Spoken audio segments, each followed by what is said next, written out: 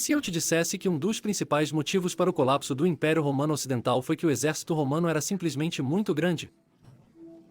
O que inicialmente parece uma piada ridícula, espero poder mostrar que, na verdade, é um fator legítimo contribuinte. O que causaria o Império a espiralar fora de controle, levando à dissolução do Império Romano Ocidental durante o curso do século V d.C.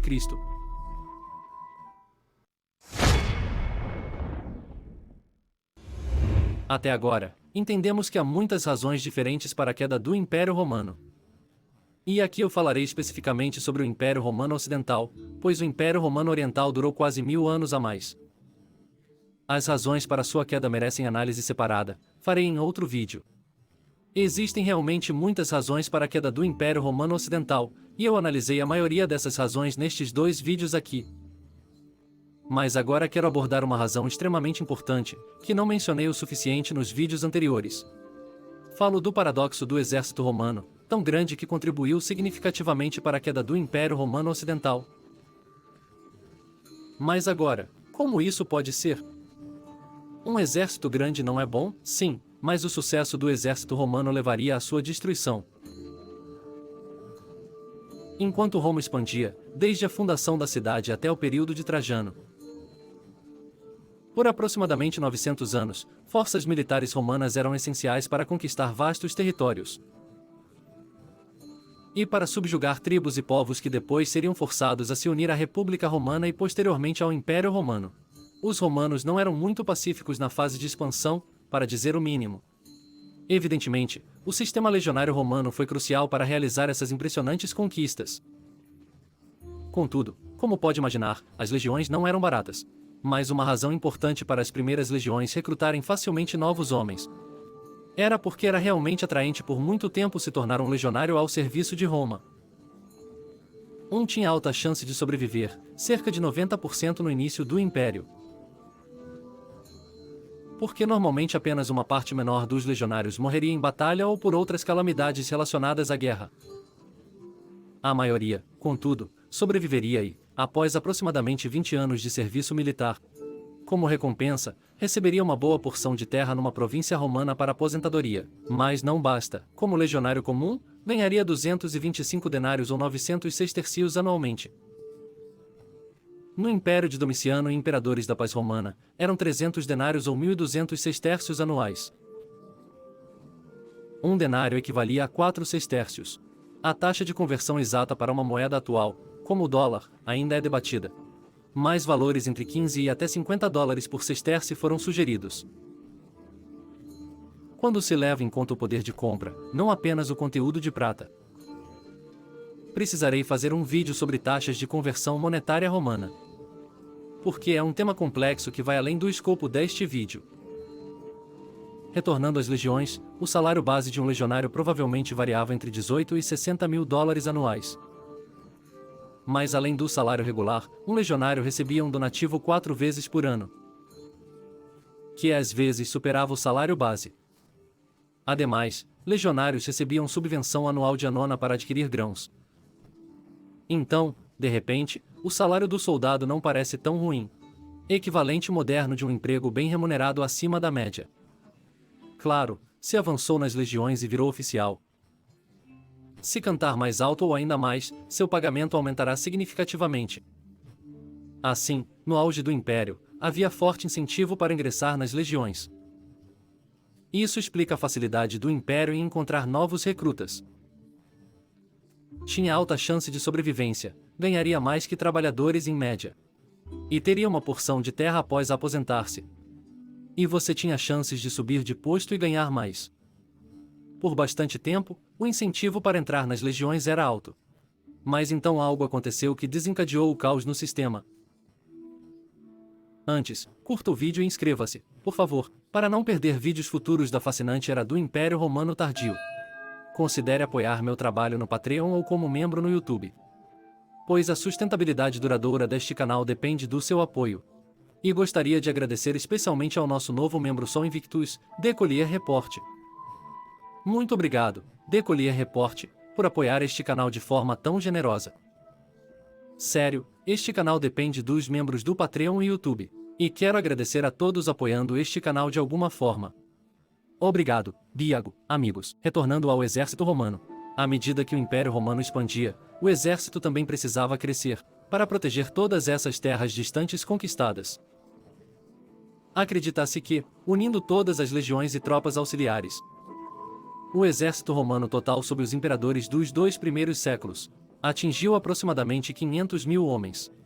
O tamanho desse exército, de fato, se manteve constante por séculos, mesmo no Império Tardio do século IV d.C. O exército tinha cerca de 500.000. Mas o verdadeiro problema começou quando Septímio Severo, Caracalla e mais tarde imperadores, acalmaria as legiões e compraria a lealdade. Isso significa que, aumentando seus salários, as legiões acabaram se acostumando a salários ainda mais altos. Sob Caracalla e sucessores, estudiosos estimam que até 70% da receita fiscal total do Império Romano era usada para manter o exército. 70%, um número altíssimo. Isso implica um fluxo constante de novos metais preciosos, como prata e ouro, precisava manter o exército contente, pois moedas de alta pureza em prata e ouro precisaram ser emitidas para manter o mesmo poder de compra, com salários mais altos para um exército mais exigente. E os imperadores queriam manter o exército contente, pois um exército insatisfeito se rebelaria e proclamaria novos imperadores. Causaria guerras civis, mas manter alto salário só era viável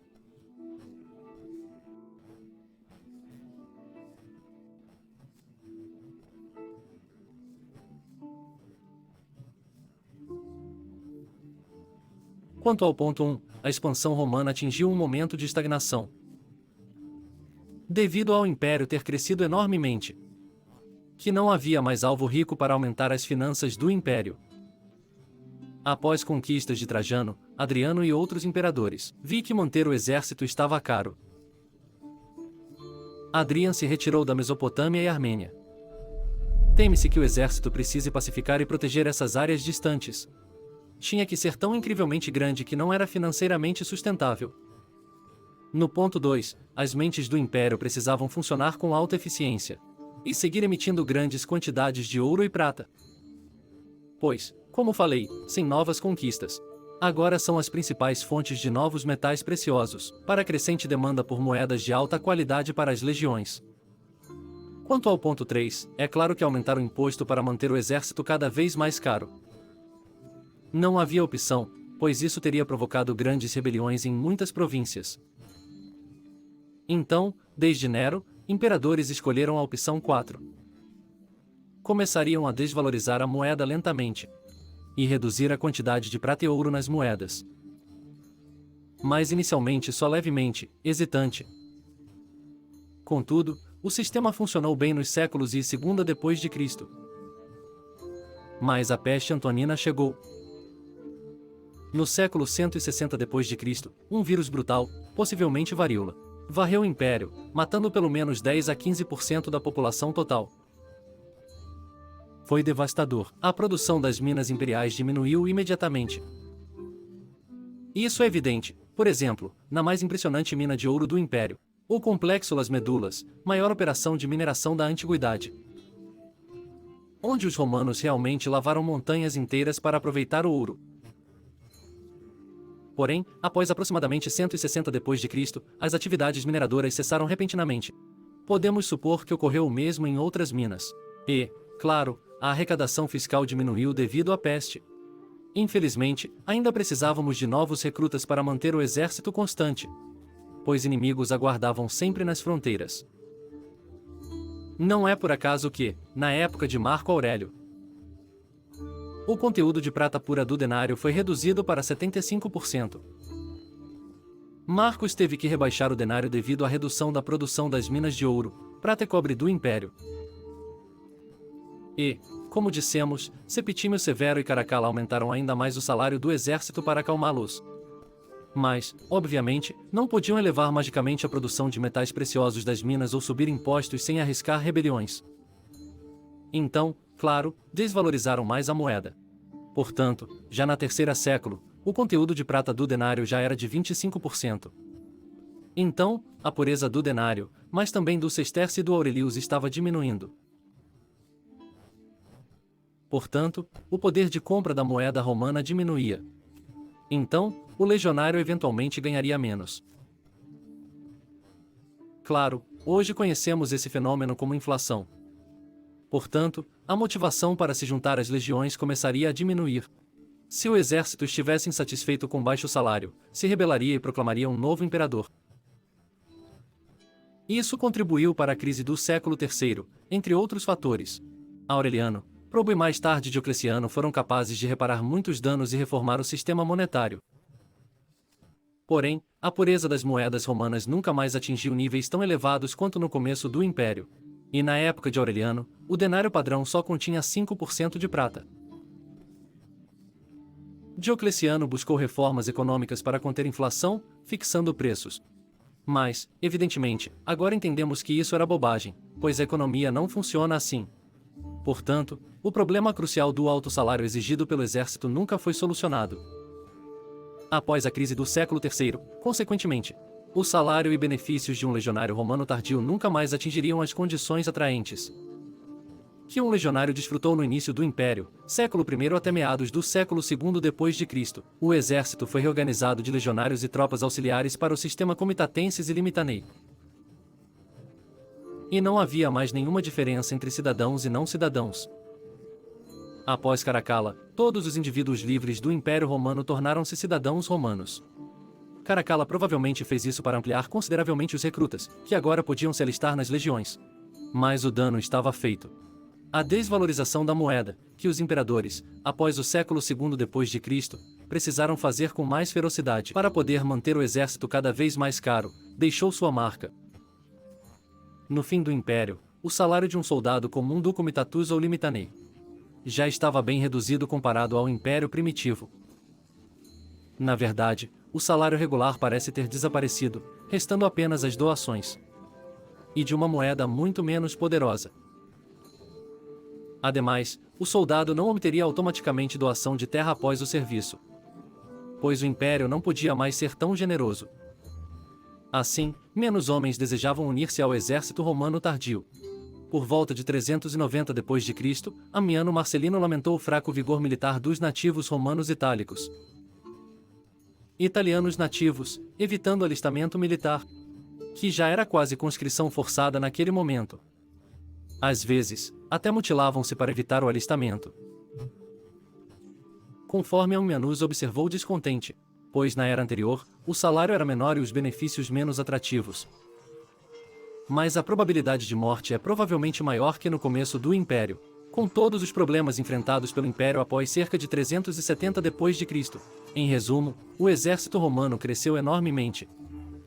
E os legionários romanos mimados e exigentes, que tornou-se tão extremamente caro manter as legiões.